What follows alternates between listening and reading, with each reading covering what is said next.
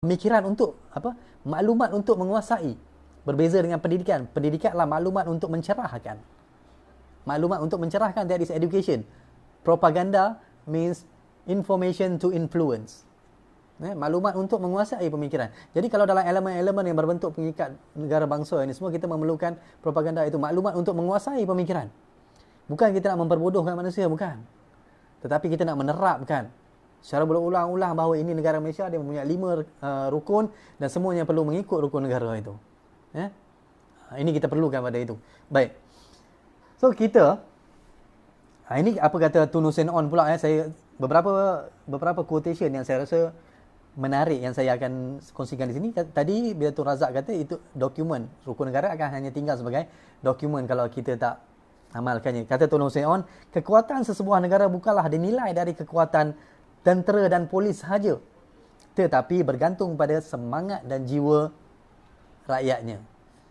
Dia menjamin kekuatan dalam negara kita bukannya bila ada pasukan polis yang kuat, tentera dan yang kuat, tetapi rakyat secara umumnya, rakyat secara umumnya perlu mempunyai jiwa yang kuat, dan jiwa yang kuat ini memerlukan satu ideologi yang perlu ditanamkan. Ideologi itulah yang akan mengikat antara hati-hati manusia ini, membentuk satu perasaan yang sama, kebanggaan diri yang sama, jati diri yang sama. Kita percaya kita mempunyai elemen yang sangat bagus, rukun negara. Kita mempunyai elemen sangat bagus.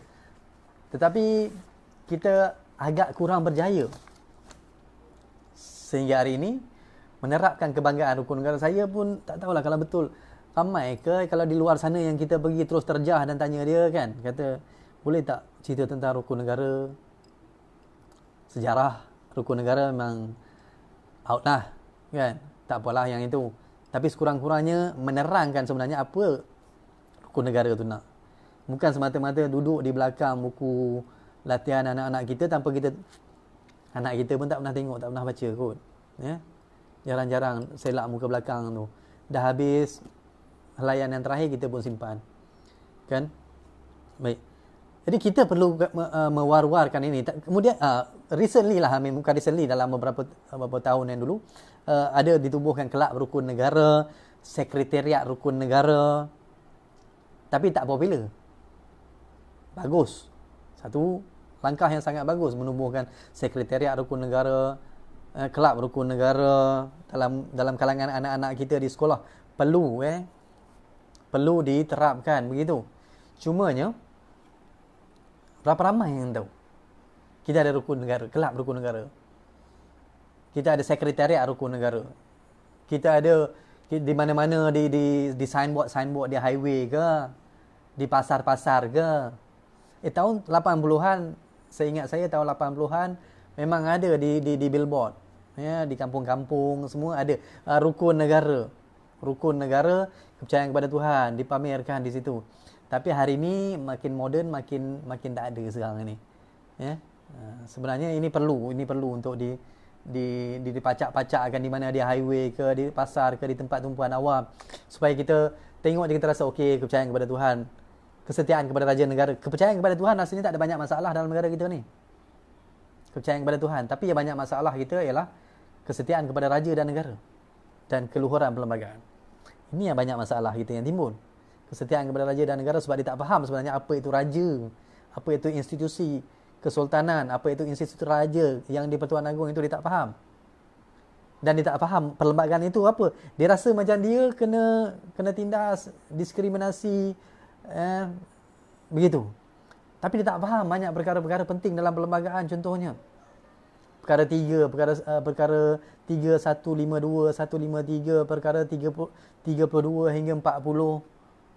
Ini semua benda-benda itu saya kata kena war-warkan. Bukanlah kita nak suruh jadi peguam, bukan nak suruh jadi peguam, bukan nak suruh jadi hakim, tetapi sekurang-kurangnya sebagai rakyat Malaysia, warga Malaysia, dahlah kita ni masalahnya sekolah kita dah berasingan. Sekolah kita dah berasingan, tak ada satu interaksi yang baik. Kemudian kita dah cipta kekurangan daripada itu, kita dah letak perlembagaan supaya kita ikat balik warga negara Malaysia.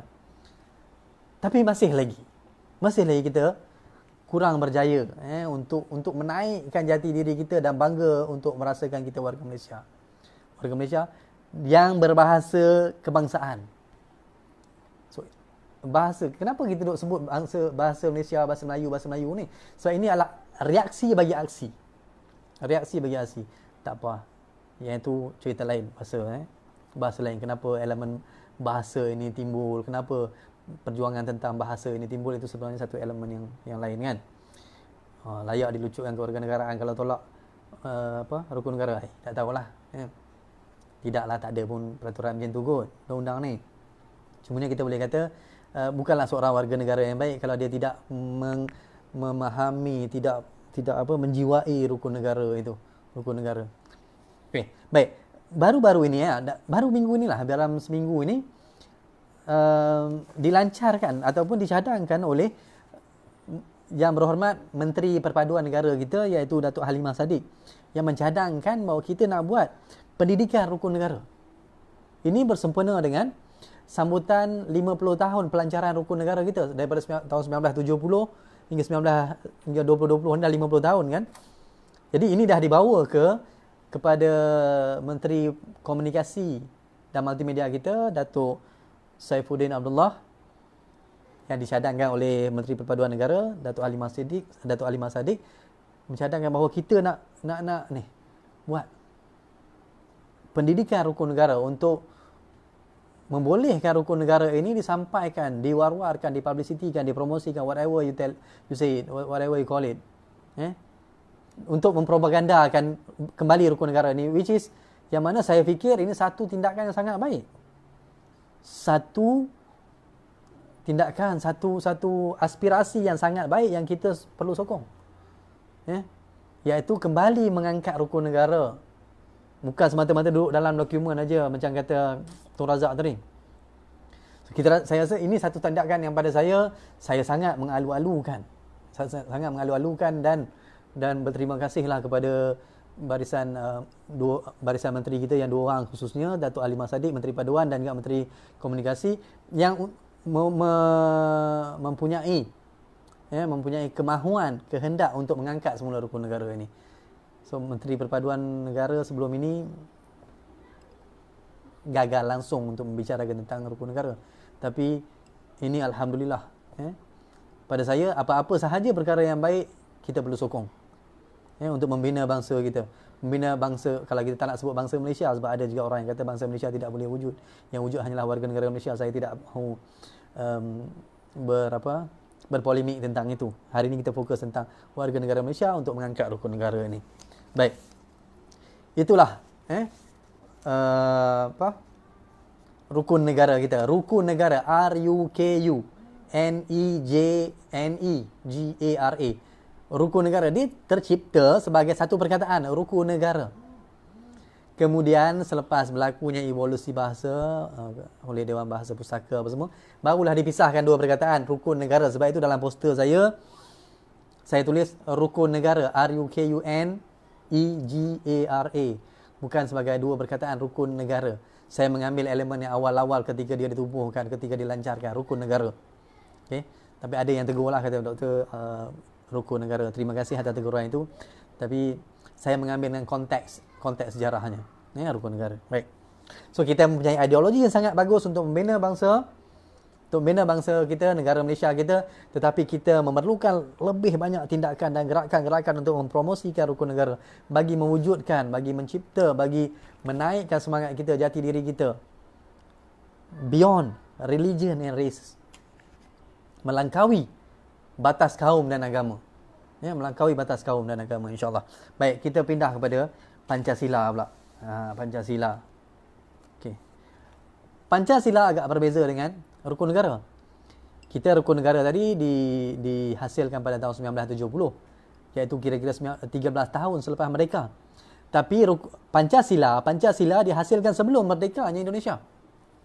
Sebelum dia merdeka, dia dah berfikir bahawa kita memerlukan satu ideologi yang untuk mengikat keseluruhan bangsa Indonesia. Tapi perbincangan tentang bangsa Indonesia ini sangat berbeza dengan perbincangan tentang bangsa Malaysia. Bangsa Indonesia sudah wujud. Sudah wujud. Dan perjuangan dan juga gerakan untuk menubuhkan, membina perasaan bangsa Indonesia sudah bermula seawal tahun 1928. Bangsa Indonesia melalui Sumpah Pemuda. Jadi bangsa Indonesia itu sudah wujud awal lagi. 20 tahun lebih kurang sebelum wujudnya negara Indonesia yang merdeka itu. Tetapi kita belum. Sejarah kita lain sikit daripada Indonesia. Walaupun rumpun yang sama. Tapi dalam konteks bernegara, nation state itu kita agak berbeza. Maka ini adalah buah fikiran Soekarno sebenarnya, Pancasila ini. Walaupun banyak yang ada pandangan-pandangan mengatakan bahawa ini sebenarnya adalah himpunan daripada kitab, katakan contohnya Babat Nagara Kartagama oleh Babat Jawa, ya. Tapi sebenarnya dikumpul ya, dan dipopularkan oleh Soekarno sebagai Presiden pertama Indonesia. Jadi Pancasila itu perkataan bahasa Sanskrit. Panch dalam bahasa Sanskrit ataupun bahasa Hindi, Panch maksud lima. Panch, Shil maksudnya 5 rukun. Ya, 5 rukun, 5 jalan. Sebelum dinamakan sebagai Pancasila, Indonesia memikirkan bahawa apa nama nak bagi ni? Pancasila ke? Azimat ke? Adalah beberapa negara yang ada beberapa elemen yang mereka bincang, Pancazimat, Pancalogi yang begitu, Pancamuka. Berfikir untuk memberikan nama, tapi akhirnya Soekarno memilih untuk Pancasila. Tapi mungkin juga ada pengaruh jugalah dengan apa yang berlaku di Indonesia, iaitu Jawaharlal Nehru di India juga menggunakan perkataan Panchshil. 5 rukun ketika gerakan kemerdekaan India. So banyak gerakan kemerdekaan India, Gandhi, Jawaharlal Nehru juga mempengaruhi pemikiran Soekarno di Indonesia itu. Okey. Maka kemudian Soekarno setelah dia mengumpulkan mendapat idea itu, idea ini buat pertama kali dilafazkan dalam satu perhimpunan mesyuarat Badan Persiapan Usaha Kemerdekaan Indonesia pada tahun 1945. Tak silap saya pada Jun 1945, iaitu lebih kurang 2 bulan sebelum merdekanya Indonesia itu, ada satu Jepun, waktu itu dijajah oleh Jepun menubuhkan satu jawatan kuasa untuk persiapan usaha kemerdekaan Indonesia. So, Soekarno setelah memikirkan kita perlukan satu ideologi yang mengikat, kerana pada waktu itu ada banyak ideologi dalam Indonesia. Komunis kuat, golongan Islam melalui Syarikat Islam, golongan nasionalis melalui Partai Nasionalis Indonesia, Partai Nasional Indonesia. Maka mereka selalu bergaduh sama mereka, banyaklah duk bergeser pendapat. Untuk mengikat mereka, Soekarno merasakan bahawa kita perlu datang dengan satu ideologi yang boleh mengikat keseluruhan parti-parti atau faction, puak-puak yang ada dalam itu. Maka dia pun datang pada hari itu, pada mesyuarat itu, berdiri dan menyampaikan. Kalau tuan-tuan boleh tengok dalam filem Soekarno, Soekarno ada dalam Netflix ada.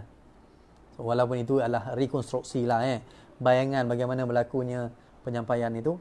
Tapi itulah, di sanalah BPU KE itu Soekarno menyampaikan ideologi dia. Tapi Pancasila ini dia tidak seperti rukun negara. Pancasila ini diberikan atribut-atribut ataupun ciri-ciri elemen-elemen yang sangat kudus, seolah-olah ini satu ilham daripada Allah. Begitu sekali diangkat. Apabila Soekarno menceritakan semula, ini kenapa saya sebut ini, ialah sebab dia kata ini adalah cara bagaimana Indonesia pada waktu itu dalam membina bangsa antara tahun 1945 hingga 65, khususnya dalam era Soekarno, bagaimana dia membina bangsa. Dia banyak menumpukan dalam pembinaan bangsa Indonesia dengan menerapkan ataupun mengkuduskan Pancasila. Dan Pancasila adalah penggerak bagi revolusi Indonesia. Antara tahun 45 hingga 49, Indonesia berevolusi. 45 hingga 49, kata tempoh atau era revolusi Indonesia yang menentang Belanda. Apabila Belanda masuk balik selepas Jepun jatuh, khususnya di Irian, di Surabaya. Maka itu era revolusi. Tapi yang menggerakkan revolusi itu adalah ideologi Pancasila ini. Dan apabila mengimbau semula Pancasila, Soekarno mengatakan bahawa, dia cerita balik, dia kata macam mana dia temui Pancasila. Pada malam itu, saya keluar dari rumah, menyerahkan hati dan wajah kepada Allah. Mandang ke langit, beribu bintang di langit, bintang Mei dan Juni. Tanpa hujan, langit cerah. beribuan bintang. Saya melutut dan memandang ke langit dan berdoa di celahan ribuan bintang. Ya Allah, ilhamkanlah daku untuk bercakap di mesyuarat besok demi kemerdekaan Indonesia. Berikan petunjuk jika ada kebijakan yang boleh disampaikan dalam mesyuarat itu. Nah, ini Soekarno cerita balik dalam satu majlis indoktrinasi Pancasila 2 tahun selepas itu. 2 tahun selepas Gadiat Demokrasi lah 59 hingga 65 itu. Soekarno menyampaikan balik macam mana sebenarnya dia dapat ilham Pancasila. Kata Soekarno lah. Kata Soekarno. Beginilah dia dapat. Dia doa, dia keluar di malam tu. Kemudian berdoa. Balik, dia tidur. Kemudian besok pagi tiba-tiba dah terilham Pancasila. Ini yang diceritakan oleh Soekarno. Soekarno menceritakan dia sendiri. Maka, ya memang bukan cenderung pada agama, tetapi pada penciptaannya itu banyak diatributkan nilai-nilai agama supaya masyarakat warga Indonesia mengangkat dia sebagai satu ideologi yang sangat suci. Sangat suci. Sehingga itu saya kata apabila dia menceritakan tentang penemuan ilham atau datangnya ilham Pancasila ini, dia berikan atribut begitu. Ilham daripada Allah. Apabila saya bangun pagi besok, saya pergi ke mesyuarat Badan Persiapan Usaha Kemerdekaan Indonesia, saya sudah ada idea. Itu kata Soekarno. Kemudian bukan sahaja agama Islam. Dalam orang-orang Kristian juga mengangkat ideologi Pancasila ini. Seolah-olah ialah satu watikah, seolah mewakili watikah Vatican City, Katolik Kristian pada waktu itu. Dibuat majlis-majlis untuk menyampaikan seolah okey, kita semua mesti menerima sebab ini adalah seumpama satu ilham suci daripada Tuhan kepada warga Indonesia. Ini yang disampaikan dalam program-program indoktrinasi kepada warga Indonesia. Baik. Maka terciptalah pada tahun Jun 1945 itu disampaikan oleh Soekarno dengan bantuan ramai yang kata bahawa antara orang yang menjadi tulang belakang penciptaan ideologi ini yang kemudian menulis menterjemahkan dia ke atas kertas ialah Muhammad Yamin. Muhammad Yamin ni seorang sejarawan dan juga menteri lah di Indonesia, tapi beliau adalah seorang yang berpengetahuan luas tentang sejarah Indonesia itu, yang biasa memetik babat negara Kartagama, contohnya babat Jawa apa semua, untuk menjustifikasikan tindakan-tindakan pembina negara Indonesia. Maka terciptalah so 5 Pancasila, ketuhanan yang Maha Esa. Indonesia terus, kalau kita tadi kepercayaan kepada Tuhan, dia terus kata kepercayaan kepada yang Maha Esa. Okey, Maha Esa tu merujuk kepada Tuhan lah, Allah sebenarnya. Sebab ialah di sana ada wacana-wacana yang mengatakan Tuhan. Orang Kristian juga percaya bahawa Tuhan Allah di sana di Indonesia itu. Maka dia kata Tuhan yang Maha Esa. Kedua ialah kemanusiaan yang adil dan beradab. Ini jatuh di bawah internationalism. Sebab itu Soekarno kata Pancasila ni dia lebih hebat daripada Thomas Jeffersonnya Declaration of Independence dan juga Karl Marxnya Communist Manifesto. Declaration of Independence Thomas Jefferson US yang menjadi tonjang kepada pembentukan negara Amerika Syarikat itu, kata Soekarno, Pancasila lebih tinggi daripada itu. Kalau berbanding dengan Communist Manifesto oleh Karl Marx, Pancasila lebih tinggi daripada itu. Ini bukan cerita kosong. Ini sebenarnya memang itulah yang dipropagandakan kepada warga negara Indonesia, bangsa Indonesia, supaya mereka merasakan at any cost we have to defend Pancasila. Pancasila ini kita perlu pertahankan dengan nyawa, jiwa raga kita. Begitu sekali Baik, kemanusiaan yang adil dan beradab, kemudian persatuan Indonesia. Tadi internationalism, sekarang nationalism. Persatuan Indonesia, persatuan bangsa Indonesia. Menyatu padu kan. Kemudian kerakyatan yang dipimpin oleh musyawarah dan kebijaksanaan. Ini elemen kerakyatan yang dipimpin oleh musyawarah. Inilah dikata satu elemen pemerintahan tradisional, iaitu musyawarah dan muafakat. Last sekali ialah keadilan sosial bagi seluruh rakyat Indonesia. Kemudian mereka menterjemahkan ini dalam bentuk jatah negara. Rukun negara kita tidak dimasukkan dalam jatah negara. Jatah negara kita ada harimau kan, 2, kemudian ada bersekutu bertambah mutu, ada 5 keris, negeri-negeri Melayu tidak bersekutu, ada representasi bendera negeri-negeri Melayu bersekutu, Ada negeri-negeri selat, ada bunga raya. Kan? Itu jatah negara kita. Tapi jatah negara Indonesia, Garuda. Garuda tu memegang banner Bhinneka Tunggal Ika, bermaksud kesatuan dalam kepelbagaian. Unity in diversity. Kesatuan dalam kepelbagaian. Dan di tengah-tengah badan itu mewakili elemen Pancasila. Ada bintang. Bintang itu mewakili ketuhanan Yang Maha Esa tengah-tengah. Kemudian ada pohon beringin. Pohon beringin itu mewakili apa? Persatuan Indonesia. Kesepaduan bangsa Indonesia. Di sebelah kiri ada banten. Ada banten. Lembu jantan lah. Banten lah. Mewakili kerakyatan yang dipimpin oleh musyawarah. Kemudian di sebelah kanan ada rantai. Ada chain. Iaitu mewakili keadilan sosial bagi rakyat Indonesia. Kemudian di sebelah kirinya ada padi. Padi itu mewakili, yang tadi itu ialah kemanusiaan yang adil. Yang last sekali keadilan sosial. Maka dia disimpulkan dalam jatah negara. Hatta Garuda itu pun membawa makna bagi setiap helaian bulu-bulu di Garuda itu. Kalau Garuda di bawah tu, Indonesia merdeka pada 17 Ogos 1945. So 17/8/45 itu dah sebenarnya bilangan bulu-bulu Garuda di situ. Bilangan bulu-bulu Garuda itu mewakili 17 di bawah 17 bulan. Bukan 17. 15 Agustus. 17/8/45.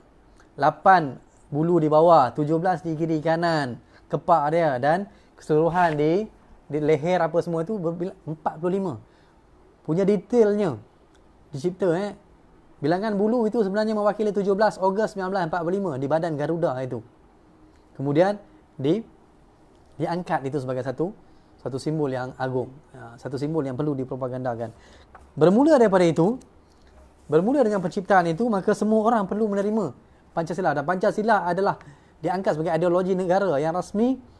Siapa-siapa yang gagal menghormati Pancasila, mereka ini dianggap sebagai anti-nasional. Anti-nasional. Orang yang anti-nasional perlu dilawan, perlu ditentang. Maka memang kalau di sana siapa yang didapati anti-nasional pada waktu, khususnya pada antara tahun 45 hingga 65, mereka itu dilantak habis-habisan. Dilawan habis-habisan gerakan anti-Pancasila, atau siapa yang anti pada Pancasila dikatakan sebagai kontra-revolusioner. Kontra, iaitu counter-revolution. Revolution adalah satu gerakan untuk mengubah paradigma warga negara Indonesia daripada bangsa yang pernah dijajah kepada bangsa yang bebas merdeka dan tidak terikat kepada mana-mana negara ataupun bangsa penjajah. Maka mereka mula mempropagandakan Pancasila. Semua akhbar-akhbar, hampir semua lah, bukan semua, hampir semua akhbar-akhbar yang terbit dalam tempoh itu antara 45 hingga 65, mula-mula 45 hingga 65, hampir semuanya mesti ada ruangan Pancasila. Ruangan Pancasila. Ada masing-masing datang dengan tagline masing-masing. Pembela Pancasila, suara karyawan, penyebar Pancasila, pelaksanaan sosialisme Pancasila, pembawa aliran Pancasila, pembina kesatuan bangsa. Ini semua menjadi tagline bagi akhbar-akhbar. Ditubuhkan macam-macam lagi akhbar Pancasila, Ormas Pancasila, itu organisasi massa, NGO Pancasila, dan yang paling penting ditubuhkan, bukan paling penting lah, maksudnya satu elemen yang sangat penting ialah penubuhan Pemuda Pancasila pada tahun 1959 yang sampai hari ini masih lagi aktif dan sangat berpengaruh di Indonesia. Pemuda Pancasila yang pada satu masa menjadi sebab jugalah penggulingan Soekarno yang pada waktu itu 1966 ada Soeharto berkuasa. Dengan bantuan antaranya ialah Pemuda Pancasila ini. Tapi itu satu cerita yang lain lah, kenapa sebab itu semua. Kemudian Soeharto sendiri menukar nama daripada demokrasi terpimpin, iaitu period demokrasi terpimpin, kepada periode baru ataupun tempoh baru dalam sejarah Indonesia yang dikenali sebagai demokrasi Pancasila. Kembali kepada Pancasila dan kembali kepada pilihan raya. Sebab antara 59 hingga 65 Indonesia tidak ada pilihan raya. So itulah dia kejayaan mereka. Pancasila diwar-warkan di seluruh tempat.